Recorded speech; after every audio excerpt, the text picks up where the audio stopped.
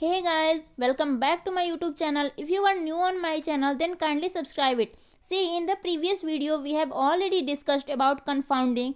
Now let's look at the second type of error seen in epidemiological study, that is bias. As I told you in the previous video, bias is a type of systematic error in a study. See every study में कुछ ना कुछ inherent biases होते हैं.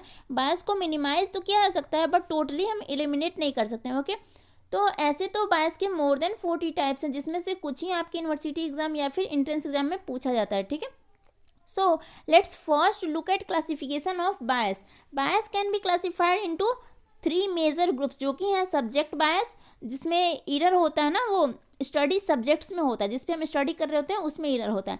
Second type है इन्वेस्टिगेटरी बायस. इसमें investigator जो कि स्टडी को कंडक्ट कर रहा होता है ना, वो कोई एरर कर देता है स्टडी में. ओके, थर्ड है analyser bias.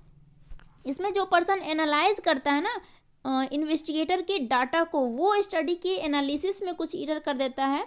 Okay, now let's see some example of subject bias, जो कि आपने प्रीवियस वीडियो में भी डिस्कस किया है आपसे मैंने, लाइक रिकॉल बायस. तो in this bias study subject means जिसमें हम स्टडी कर रहे हैं. ठीक है, क्योंकि ये सब्जेक्ट बायस है ना, तो वे पर्सन जिस पे हम स्टडी कर रहे होते हैं वो क्या होता है. रिकॉल बायस जो हम केस कंट्रोल स्टडी पे करते हैं, उसमें जो हमारे स्टडी सब्जेक्ट हैं, जो पर्सन्स हैं, वो एबल नहीं होते हैं अपने पुराने हिस्ट्री को प्रॉपरली रिकॉल करने में. तो जिससे क्या होता है, हमारा ऑड्स रेशियो जो है वो एक्यूरेट नहीं आता है. सो यहाँ स्टडी सब्जेक्ट्स में एरर हुआ ना, एंड वो रिकॉल नहीं कर पाए अपने प्रीवियस हिस्ट्री को. So recall bias is a type of subject bias seen in a case control study. Okay, similarly एक और बायस है जो आपने कोहॉर्ट स्टडी में देखा था, that is Hawthorne bias. Now what is a Hawthorne bias. इसमें स्टडी सब्जेक्ट्स है ना अपना बिहेवियर चेंज कर लेते हैं. लाइक स्मोकर पर अगर हम स्टडी कर रहे हैं एंड वो स्मोकिंग को क्विट कर देते हैं अगर कुछ ईयर्स के लिए, then this will lead to mistaken estimate of relative risk in a cohort study. तो ये एरर भी स्टडी सब्जेक्ट्स ने ही किया है. So Hawthorne bias is also a type of subject bias. Okay, कुछ बायस को आप नेम से भी आइडेंटिफाई कर सकते हैं, like interviewer bias. So, interviewer bias is a type of investigatory bias. Let's see interviewer bias जो होता है वो आखिर होता क्यों है. क्योंकि सारे इन्वेस्टिगेटर केसेस को ज़्यादा ध्यान देते हैं और कंट्रोल को कम टाइम देते हैं.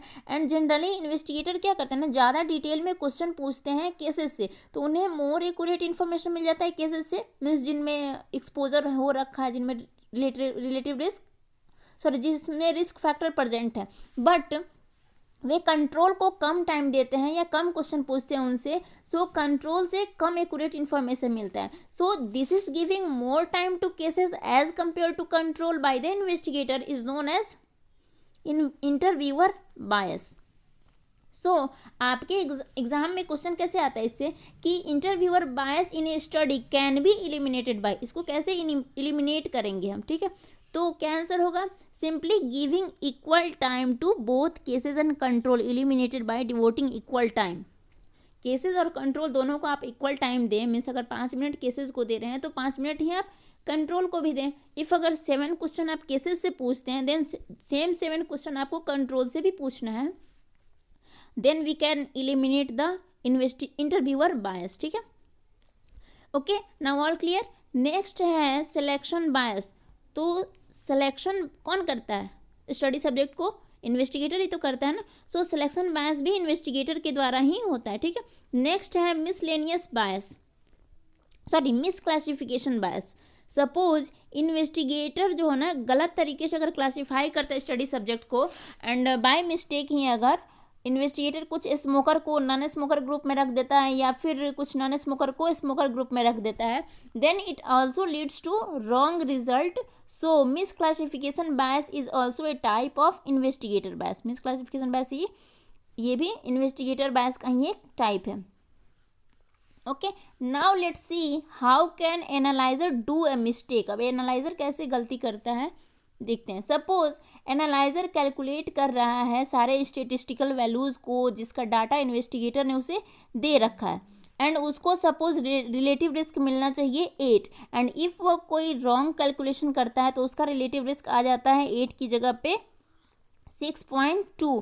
तो इस मिस्टेक को एनालाइजर ने किया है ना, एंड ये कैलकुलेशन एरर है, सो ये एक एनालाइजर बायस है। Okay, but nowadays these type of calculatory error are not seen by, because अब सारे कैलकुलेशन जो है ना वो कंप्यूटर सॉफ्टवेयर से ही हो जाता है, तो जनरली कैलकुलेशन में एरर अब नहीं देखने को मिलता है। बट सपोज एक एनालाइजर को मिलता है रिलेटिव रिस्क 8, ओके, जो कि है सपोज लंग कैंसर या स्मोकिंग का रिलेटिव रिस्क, ठीक है, कोहॉर्ट स्टडी में। बट एक सिगरेट कंपनी को पता चलता है तो वो अगर कुछ मनी पे कर देता है इस एनालाइजर को एंड कहता है कि आप इस रिजल्ट को चेंज कर दो कि 8 की जगह आप रिलेटिव रिस्क 1.1 बना दो, तो क्या करता है एनालाइजर पैसे लेकर रिलेटिव रिस्क चेंज करके 1.1 बना देता है। तो पॉपुलेशन को यही मैसेज आएगा ना कि ऑलमोस्ट उतना एसोसिएशन नहीं है स्मोकिंग से लंग कैंसर का।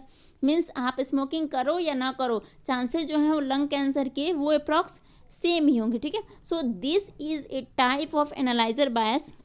Okay, now let's see apprehension bias क्या होता है, ठीक है। लेट्स सी, सपोज कोई स्टडी इन्वेस्टिगेटर कर रहा होता है पीडियाट्रिक वार्ड में, एंड डॉक्टर या नर्स जैसे इंटर करते हैं ना वार्ड में, बेबीज जो बच्चे होते हैं पीडियाट्रिक वार्ड के वो क्या होते हैं, घबरा जाते हैं कि पक्का इंजेक्शन लगने वाला है या फिर इस टाइप से वो पेनफुल होने वाला है, कोई भी टेस्ट वगैरह कुछ भी, तो वो घबरा जाते हैं, जिससे उनका बीपी या हार्ट रेट जो है ना वो मेंटेन नहीं रह पाता है, लाइक हार्ट रेट इंक्रीज कर जाता है, ब्लड प्रेशर जो है ना वो डिक्रीज कर जाता है, जिससे आपके रिजल्ट में एरर आता है। And this apprehension leads to alteration in the biological parameter of study subjects by themselves, उन सब्जेक्ट के द्वारा ही किया गया। So apprehension bias is a type of subject bias.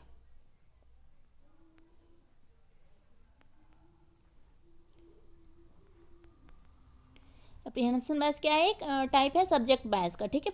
Now let's see the attention बायस।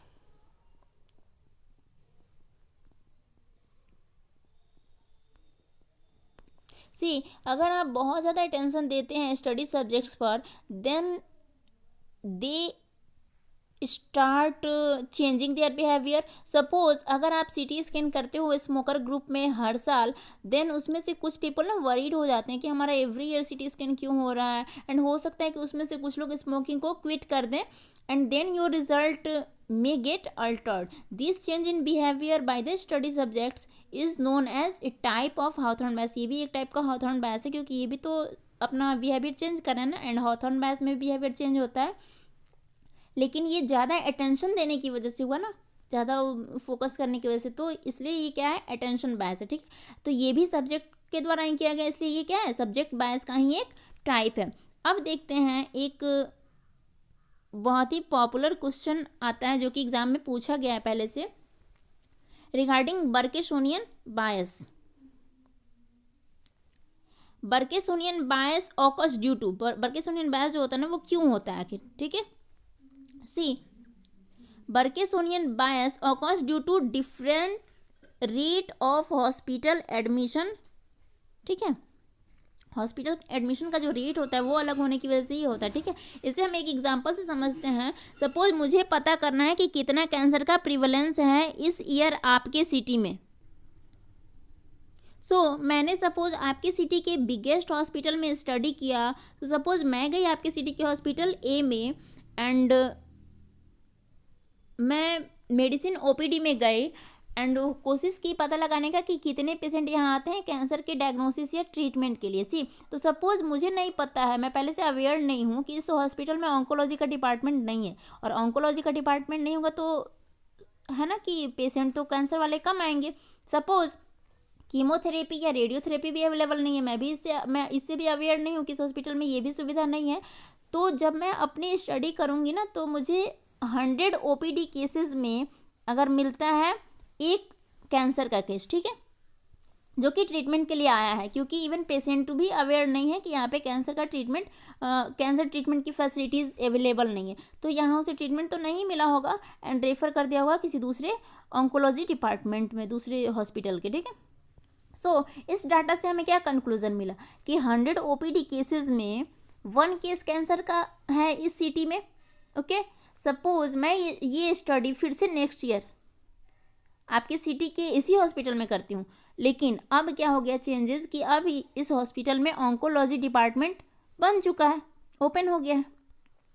सो क्या होगा ना कि इस साल कैंसर के केसेस ज़्यादा आएंगे पिछले साल के अकॉर्डिंग, मतलब उसकी तुलना में। बट अब इस हॉस्पिटल में क्या होगा कि ज़्यादा अगर आएंगे केसेस, तो अगर हम अभी डाटा कलेक्ट करते हैं देन मुझे पता नहीं है कि इस हॉस्पिटल में पहले से ऑन्कोलॉजी डिपार्टमेंट नहीं था एंड अब तो है, तो क्या होगा इस ईयर हमें ज़्यादा केसेस मिलेंगे। सपोज ये होता है 100 ओपीडी में 10, तो 10 केसेस हमें मिलते हैं, देन मुझे तो कंक्लूजन यही मिलेगा ना कि कैंसर आपके सिटी में 10 टाइम्स इंक्रीज किया है इस ईयर में, एक साल में ही।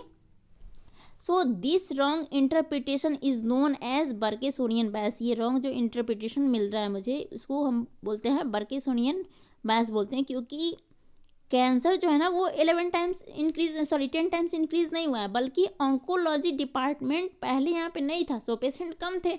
एंड अब चूंकि ऑन्कोलॉजी डिपार्टमेंट है यहाँ पे अवेलेबल, सो अब ज़्यादा पेशेंट अवेयर भी हैं एंड इस हॉस्पिटल में कैंसर का ट्रीटमेंट भी होता है, सो केसेस ज़्यादा शो हो रहे हैं। Okay, then I want to ask a technical question. Burkesonian bias is which type of bias? See, it is a type of investigator bias, because investigator को पता नहीं था ना कि यहाँ पे ऑन्कोलॉजी डिपार्टमेंट नहीं है, तो ये इन्वेस्टिगेटर की गलती है ना। एंड इन्वेस्टिगेटर बायस में ये किस टाइप का बायस है? इन्वेस्टिगेटर बायस तो हो गया क्योंकि इन्वेस्टिगेटर ने को पूरी जानकारी नहीं थी, तो इन्वेस्टिगेटर बायस में भी किस टाइप की है? तो ये है सिलेक्शन बायस, क्योंकि उसने हॉस्पिटल गलत सेलेक्ट किया अपने स्टडी के लिए। उसे अपने स्टडी के लिए ऑन्कोलॉजी वाले हॉस्पिटल में जाना चाहिए ना, ऐसे हॉस्पिटल में जहाँ पे ऑन्कोलॉजी डिपार्टमेंट हो, जहाँ पे कीमोथेरेपी एंड रेडियोथेरेपी भी अवेलेबल हो, वहाँ पे उसे स्टडी करनी चाहिए, लेकिन उसने गलत हॉस्पिटल सेलेक्ट किया, तो ये एक टाइप का सिलेक्शन बायस हुआ। And it is also a type of investigatory bias. Okay, so it is a known as Berksonian bias. ठीक है, नाउ क्लियर। एक न्यू क्वेश्चन पूछा गया एग्जाम में, like increased motivation by teacher in a class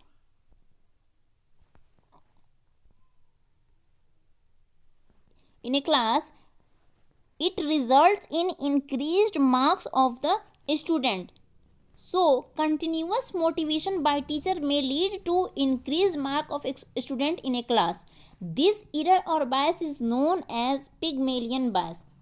से क्या होता है ना कि अगर आप कोई टीचर कंटिन्यूसली किसी क्लास को मोटिवेट कर रहा है, तो क्या होगा, उस क्लास के बच्चे अच्छा परफॉर्म करेंगे ना, अच्छे से पढ़ाई करेंगे, देन क्या होगा, उनका मार्क्स जो होगा वो अच्छा आएगा।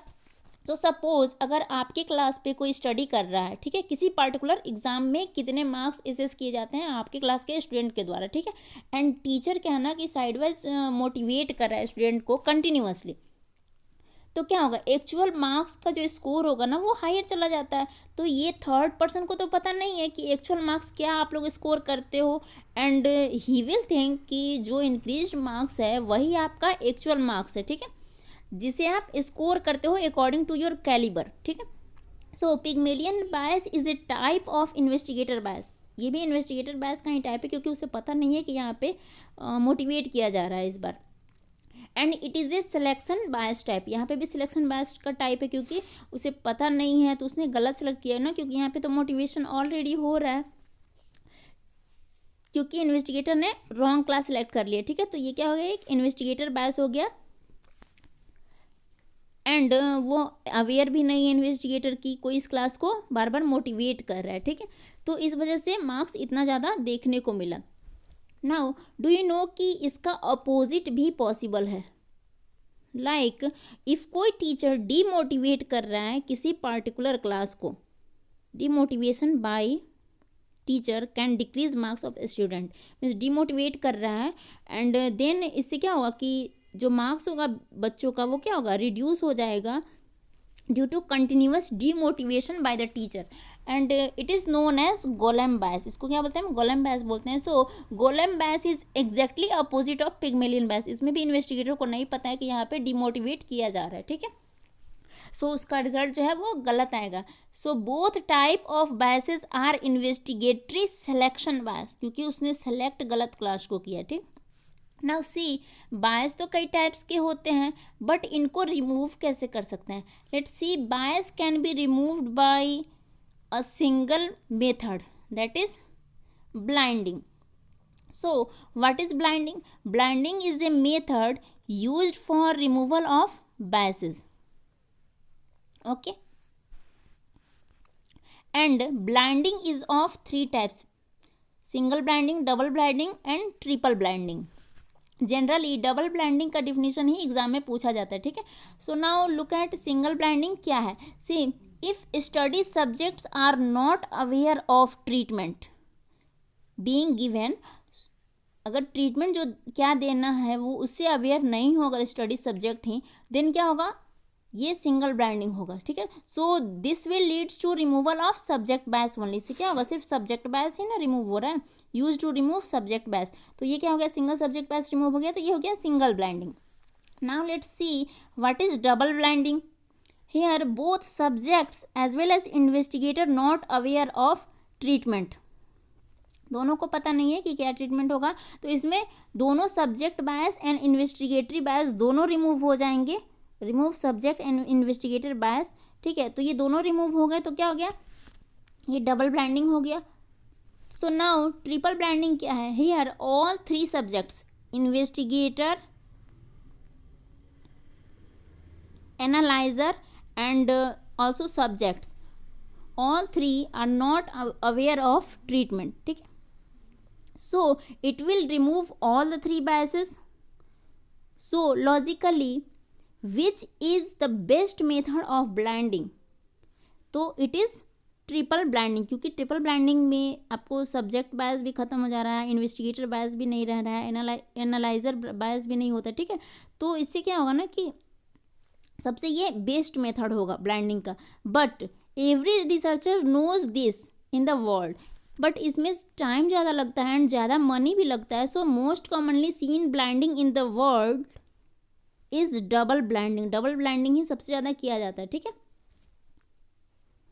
But the best is triple blinding. Suppose आप किसी रिसर्चर से कहते हो कि ट्रिपल ब्लाइंडिंग करने को, ठीक है, किसी स्टडी में, एंड वो नहीं करता है, आप उसे डबल ब्लाइंडिंग कहते हो करने को, वो भी नहीं करता है. इन्वेस्टिगेटर, इवन आप सिंगल ब्लाइंडिंग भी बोलते हो फिर भी वो नहीं करता है. Then his study will be full of biases. उसका स्टडी जो होगा ना वो पूरी तरह से बायसेस से भरा होगा. So such study which is full of biases is known as open study. Open study complete absence of blinding. यहाँ पे क्या होगा ना, so what is open study? A study which is in which there is complete absence of blinding, that is full of biases. Okay, so this is the open study. Okay, so in the next video we will discuss about RCT, means randomized control trial. Okay, so if अगर आपने अभी तक subscribe नहीं किया है then it is unfair ना, so please subscribe my channel and watch the videos on regular basis. It will be helpful for your university exam as well as any entrance exam. Okay, thank you.